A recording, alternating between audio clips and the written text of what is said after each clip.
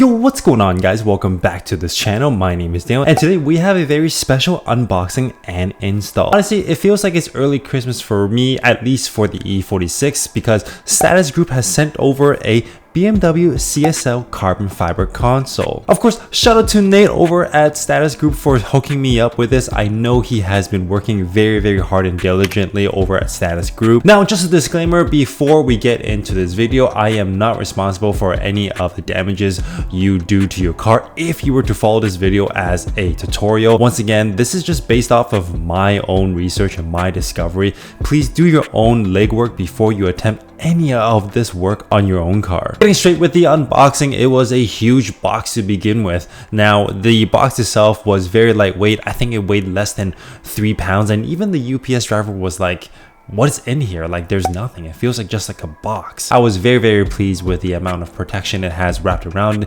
layers and layers of bubble wrap, and including protective foam layers. After digging through all the packing paper, I was first greeted with the carbon fiber cup holder, which was a solid, clean piece. It was very well structured and very sturdy, and it felt really great upon touch. And of course, finally, the main attraction, which was the BMW Scorsa carbon fiber CSL console. It was such a stunning piece on hand, and the pre-peg carbon fiber really shined in direct sunlight. Now, upon opening it, I noticed that it's a bit different from your competitive examples out there. Status did make some improvements, such as making the console slightly longer just to match the OEM plastic piece. And making it longer, you don't see the ugly carpet line that you would see if you have the OEM version. Second, they got rid of the two holes that are at the back of the CSL console. In my opinion, it gives a more clean and sophisticated look to it. Now, of course, this does mean that without those two holes, you can't really mount a bracket at the back of it. So if you're sitting in the passenger side in the rear,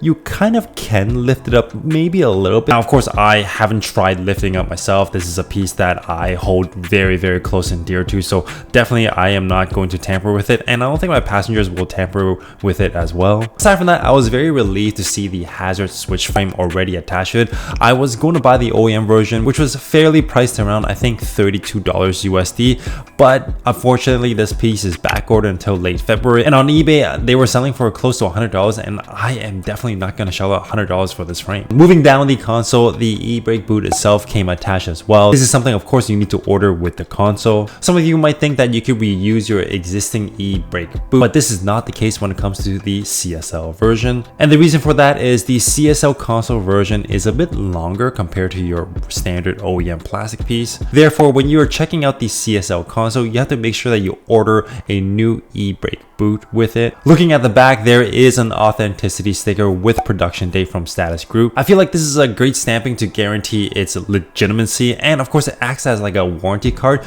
just in case yours come defective upon arrival. In the middle console, you see a little groove that has like a triangular shape. Now, this shape, of course, is to house the mirror switch module. If you want to, you could cut out the grooves and house your mirror switch on there. I know there's going to be, of course, some relocation of some wires. Do some research before you tackle on this DIY.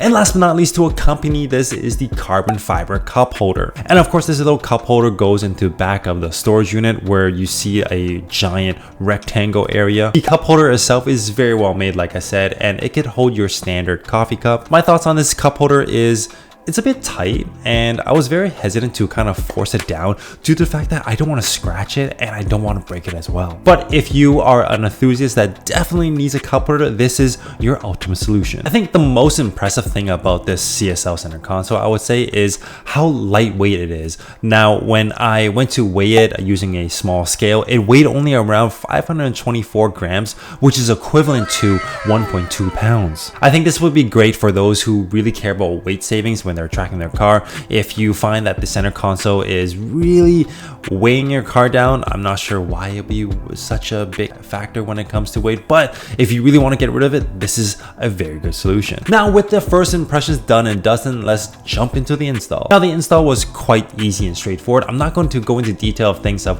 what you need to do or where you need to unscrew, but here's a list of things that you need to do. Number one would be to remove the center console units such as cup holders, Euro tray or wireless charger. Second would be to remove the shift trim by removing the shift boot that exposes the 2 screws. 3, you have to pop up the rear tray and remove 4 screws. Number 4, you have to wiggle out the center console. Be very careful here. Now, it was very cold here in Toronto. It was in like the -10s and I was so scared of like breaking any of the cold plastic. Number 5 is to remove the center armrest, and the center armrest is held down by 3 hex bolts that you need to remove. Also, I don't want to forget to mention that you do have to trim the carpet. So while you're in here, make sure you trim the carpet underneath the lock switch. 6, you're gonna have to install the CSL center console. Number 7, attach the hazard lock switch unit and e-brake boot handle. Number 8, you have to attach the shift trim and screw on the 2 screws. Now, one thing that I didn't know going into the install was that you have to trim the carpet underneath the hazard switch lock unit. By doing so, this will allow the unit to sit flush with the CSL console. Now, if you don't do this, it's still fine, it still works, but it just pops up a little bit and it doesn't look as clean as it should. With that out of the way, let's take a look at some B-roll.